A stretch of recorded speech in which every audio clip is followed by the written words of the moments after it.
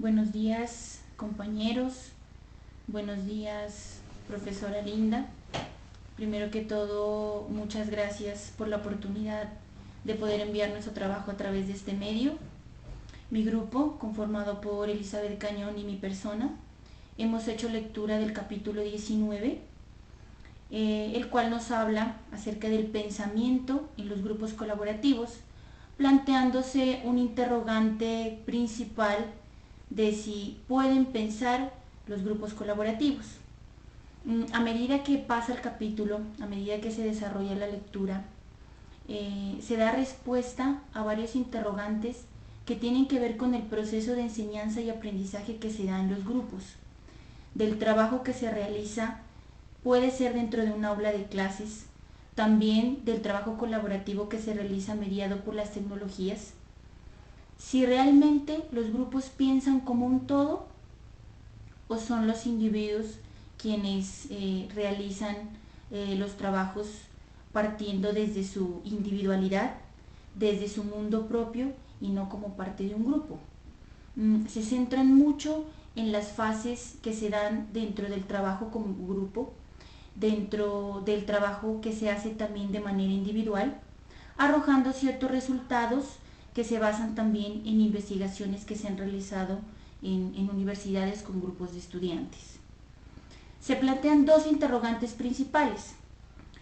¿Pueden aprender los grupos de manera colaborativa y pueden pensar los grupos colaborativos? Inician su trabajo basándose en varios aspectos importantes de si pueden aprender los grupos colaborativos, si realmente se da un aprendizaje dentro de un trabajo en grupo.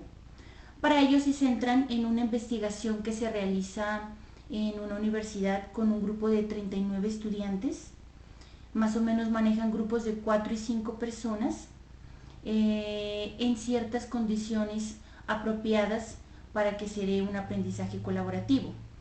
Este es uno de los primeros parámetros que se propone y que es bastante interesante. Los grupos colaborativos sí pueden aprender como grupo, se puede dar un pensamiento como grupo siempre y cuando hayan condiciones propicias para el trabajo, siempre y cuando haya un contexto apropiado para el trabajo y se den las estrategias y las metodologías para que los productos sean satisfactorios.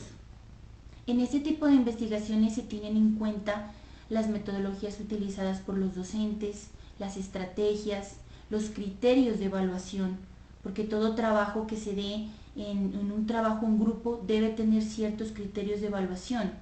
La observación del trabajo de estos grupos, las fases grupales e individuales y los productos que arrojaron después del trabajo que se realizó tanto en grupo y después de manera individual. ¿Cuáles fueron los resultados que arrojaron este tipo de investigaciones? Que sí hay un aprendizaje de manera colaborativa, porque los productos, los ensayos individuales, las habilidades que se desarrollaron al final de en cada uno de los miembros de los grupos fueron mediados por los trabajos en equipo que se realizaron con anterioridad. Es decir, que los productos individuales que se tuvieron en cuenta al final, que se evaluaron, vienen y son el resultado de un trabajo que ya se desarrolla en equipo, de un trabajo colaborativo, y estos individuos desarrollan este tipo de capacidades gracias a un trabajo en equipo que se desarrolla con anterioridad.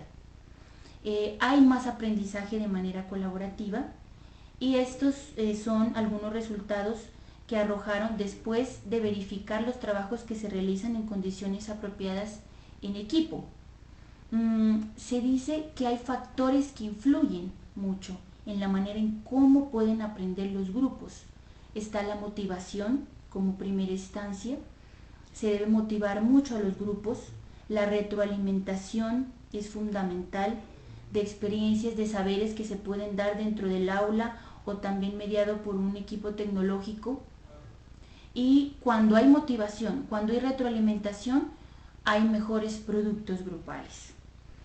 Otro tipo de estrategia para que se propicie un aprendizaje colaborativo es cuando se observa o cuando se les deja una tarea específica a un grupo y uno de ellos no tiene la habilidad para desarrollarla de pronto como si lo tiene otro miembro, pero finalmente este miembro del equipo aprende a desarrollar esa habilidad y contribuye y aporta a desarrollar una tarea específica. Se dice también que hay un aprendizaje colaborativo. Hay otra estrategia que es los debates, la discusión. El discurso, las habilidades comunicativas son fundamentales. Cuando se construye un discurso grupal, también se puede hablar de que hay un aprendizaje en el grupo.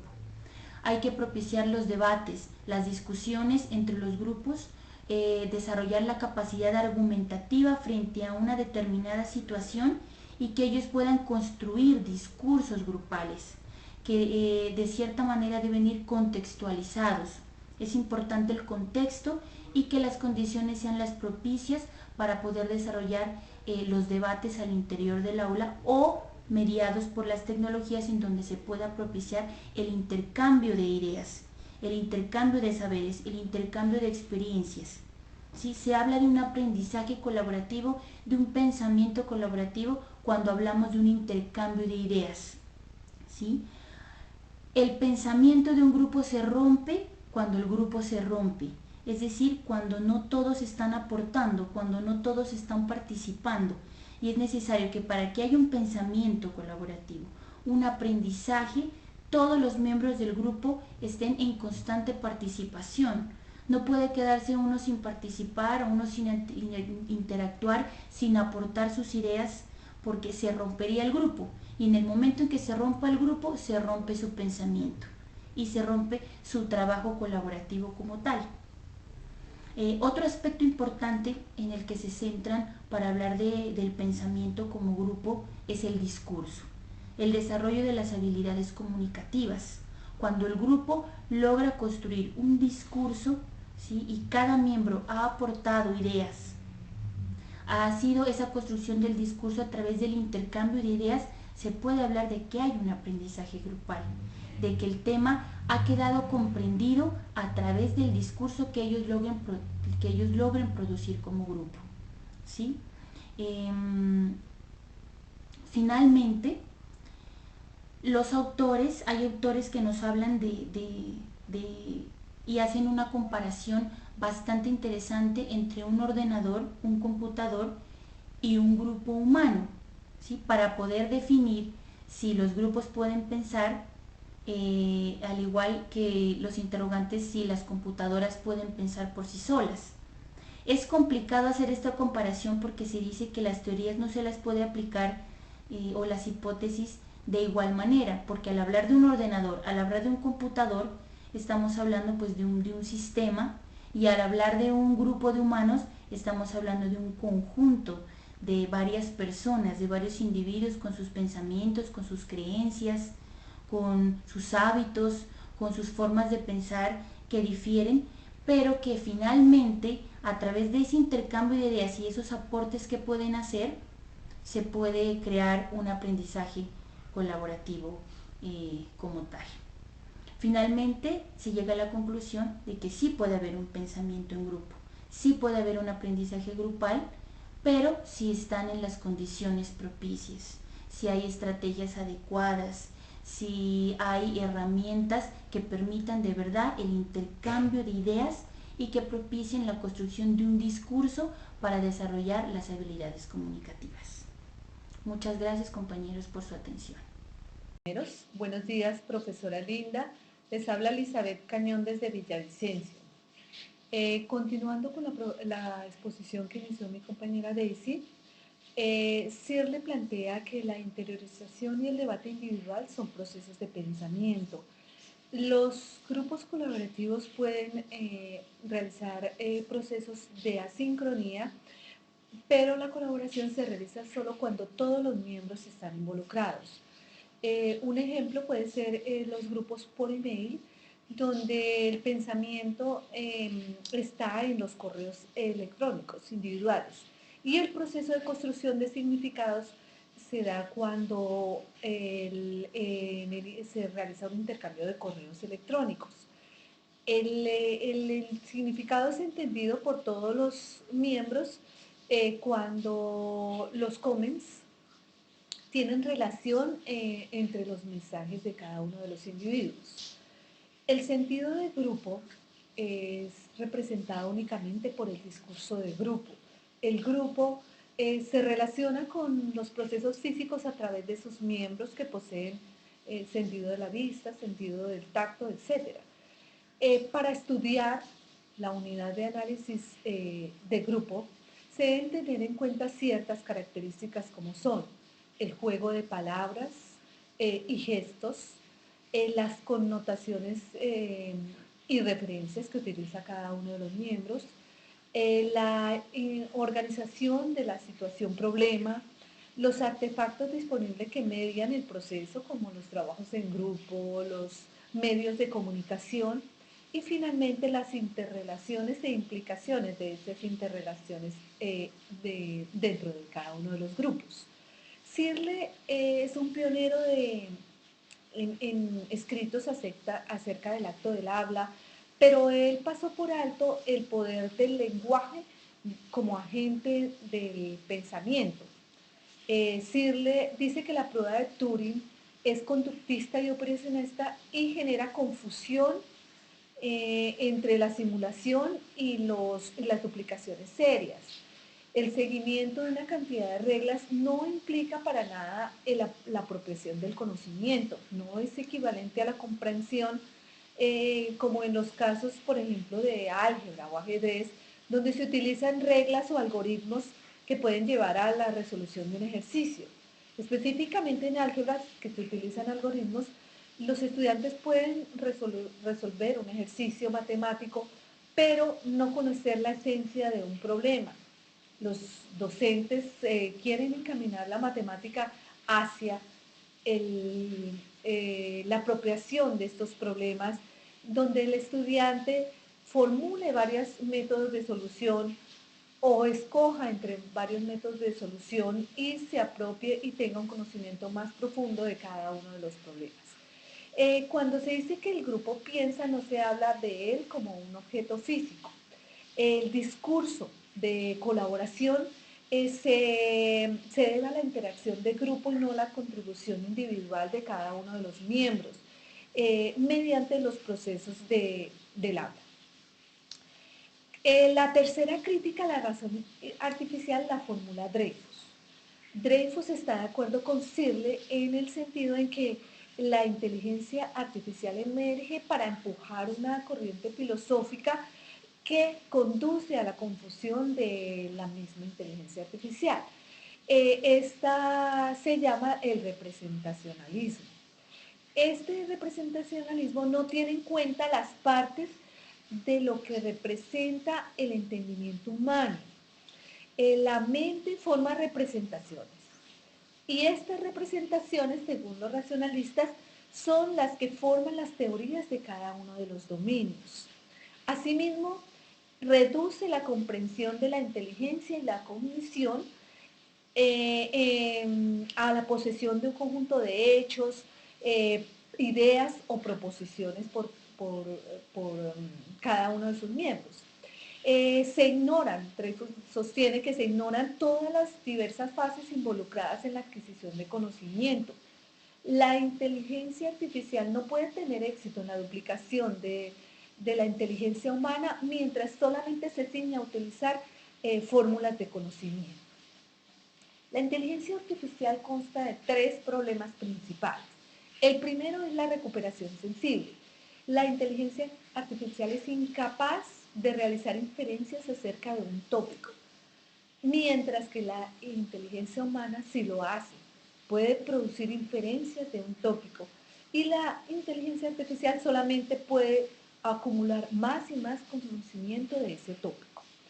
El otro problema son las habilidades. Las representaciones de la inteligencia artificial no pueden capturar ciertas habilidades que derivan de la experiencia o del saber. Las personas, por ejemplo, disfrutan de un paseo, pero eso no se puede explicar mediante reglas. El conocimiento que tienen las personas da sentido al conocimiento proposicional y reduce y no puede reducirse a un conjunto de datos almacenados. El tercer problema es la pertinencia. La inteligencia humana es capaz de considerar lo que es relevante o no es relevante en cualquier situación, mientras que en la inteligencia artificial no existe la forma de programar esta característica mediante reglas específicas. Para el análisis de la duplicación de la inteligencia humana, hay unos factores que influyen analíticamente y experimentalmente, como son la forma de saber, el cómo saber, las habilidades culturales, las prácticas sociales, la interacción social, la pertinencia, la perspectiva, la relevancia y otras más que pueden influir en esto. El grupo no se puede considerar como algo físico. La suma de la presencia física de sus miembros. Esta presencia física puede ser distanciada espacial y temporalmente de forma arbitraria. Los miembros llegan con ciertas habilidades, destrezas, intencionalidades que llevan al grupo a diferenciar los procesos relevantes y pertinentes o hechos relevantes y pertinentes dentro de una situación. El discurso de grupo igualmente es una actividad que está formulada dentro de un contexto, tiene metas propuestas, intencionalidades, consta de artefactos significativos, se basa en el conocimiento implícito o del pensamiento común, se basa en experiencias, promulga todo ese conocimiento compartido y con base en esto debe realizarse un análisis de este discurso, debe realizarse porque se necesita conocer ese razonamiento, el razonamiento dentro del grupo y expresando cada uno de los pensamientos individuales de los miembros que lo representan. Este pensamiento individual permite presenciar primero una perspectiva particular. La perspectiva particular es compartida y se presenta ya una perspectiva de grupo en un segundo término. Si es compartida por todos los miembros del grupo, pues se adopta. Si no, ocurre un tercer momento, que es el momento de colaboración, donde se repara la ruptura de colaboración a través de negociaciones y aclaraciones, hasta llegar al aprendizaje completo para adoptar ese aprendizaje compartido. Stahl sostiene que los pequeños grupos pueden generar conocimiento o pueden generar cognición bajo condiciones propicias y pueden pensar.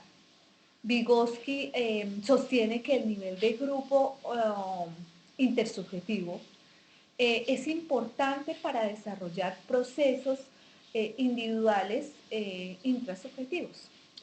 Una alternativa conceptual es que la cualidad de la cognición de grupos emerge de la interacción de los procesos cognitivos individuales.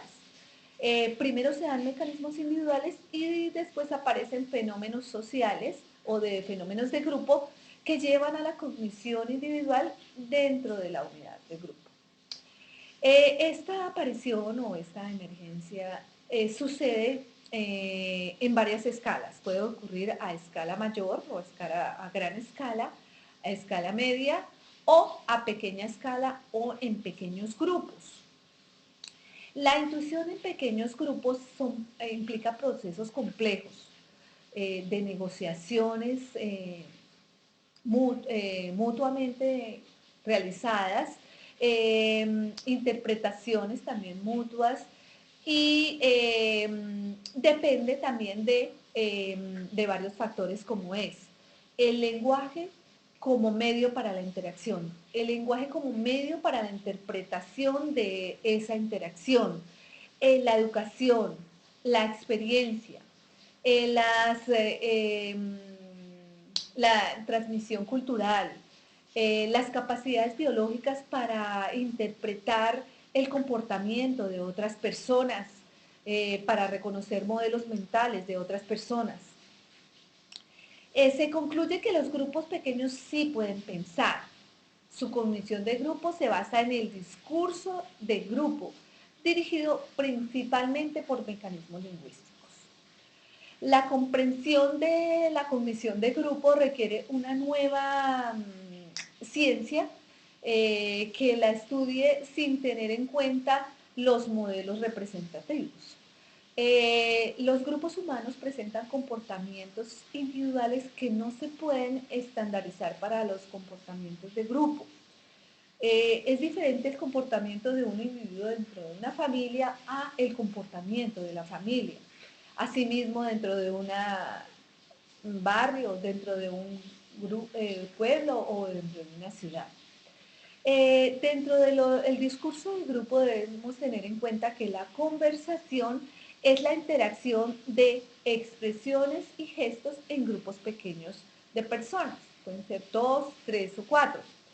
También se presenta la discusión interna de la que ya habíamos hablado, que se refiere a la que realiza una sola persona, a la interacción como proceso complejo, a los términos individuales que cada una de las personas formulan o llevan a la discusión de grupo, y a las interpretaciones eficaces, teniendo en cuenta actos locutivos, del habla normal a actos ilocutivos, la intencionalidad de ese lenguaje, y actos perlocutivos que se refieren a los efectos de la intencionalidad del lenguaje.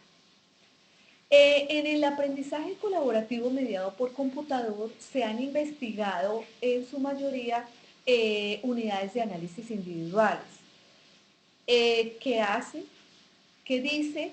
¿O cómo aprende el estudiante? Esto es importante en la medida que los procesos individuales se entrelazan para generar los procesos grupales de cognición. Pero, sin embargo, deben estudiarse las actividades colaborativas teniendo en cuenta procesos lingüísticos, procesos cognitivos e interrelaciones. Se debe determinar como grupo focal al grupo. Estos estudios deben dirigirse a la resolución de problemas que involucren negociaciones, cuestionamientos, debates, correcciones, formulación de proposiciones y confirmaciones del significado emergente del grupo. Para finalizar, entonces se debe repensar pues también en la conceptualización que se tiene de lo que es cognición, puesto que las teorías cognitivas se heredan su concepción a partir de modelos representacionalistas. Muchas gracias, ya me despido. Agradezco a todos ustedes el haberme escuchado, habernos escuchado a las dos compañeras y les deseo un feliz fin de semana a todos. Muchas gracias.